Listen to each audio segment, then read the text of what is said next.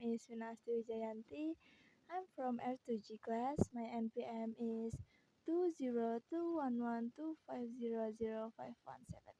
This is my video for pronunciation. Let's go. Speaker 1. I think that even up until just a few years ago, we could never have imagined how our behavior would change with regards to using mobiles and tablets. I know that I would find incredibly difficult to live without my mobile. I'm constantly looking at my phone to see if I've got any new message or updates and checking my apps to see what's new.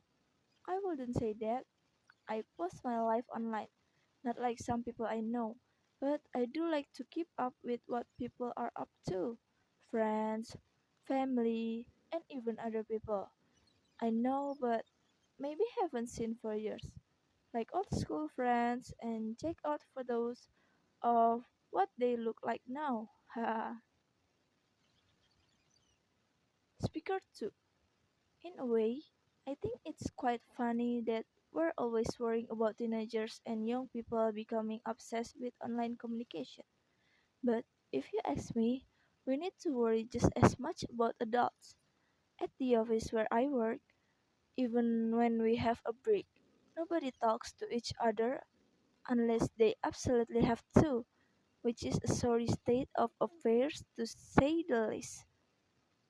Everyone's too busy checking their social networks and sending messages to have time to communicate face to face. People spend their lunchtime glued to their screens or barely glance up from their phones. Even during meetings, people can resist subtly checking their phone. But what really irritates me is when you are trying to talk to someone and they are more interested in looking at their phone than paying attention to what you're saying, even though you're right in front of them. Pubbing. I think it's called Speaker 3. I was listening to this discussion on the radio the other day talking about online communication and they were talking about FOMO, or what was it? Fear of missing out, which apparently is a kind of modern day psychological syndrome which we're affected by because of our obsession with online communication. Basically, they were saying that the reason why the people feel that they have to be connected 24/7 and communicate everything they're doing and keep up with everything that other people we know are doing is down to this fear of missing out. We're worried that everyone is having more fun than us or doing something more exciting than us.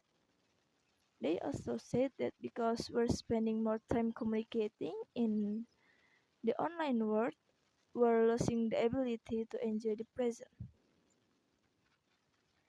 Speaker 4. My generation is so different to my parents.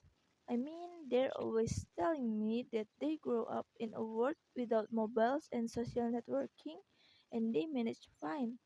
Hard to imagine how they arranged to meet their friends without a phone, but they say they did. Ah, I had so many arguments with them while I was growing up until they let me have my first smartphone. But they didn't let me have Snapchat or Instagram or anything like that. It's not the end of the world, they say. They just didn't understand that that's the way people my age communicates with each other. Nobody actually nobody actually talks on the phone anymore. They have no idea how much I miss out on at school being the only one who didn't have Snapchat. Also, at school we had lots of talks and stuff on how to stay safe online and most of us knew that anything you post online was going to be there forever. Speaker 5. For me, one of the best things about online communication is that you can stay in touch with everyone at the same time all the time. You know exactly what's going on, When and where and when and where so you never miss out on anything. I love the fact that you can update all your friends on what's going on in your life and they can respond immediately with a like or a comment. So you feel like you're going together with people even though you might be completely alone sitting in a bus or at home. I share lots of photos, but I only post up my best edit shot. I hate it when people I know post photos of me not looking my best. Okay, enough for me. This is the end of video. Thank you for watching.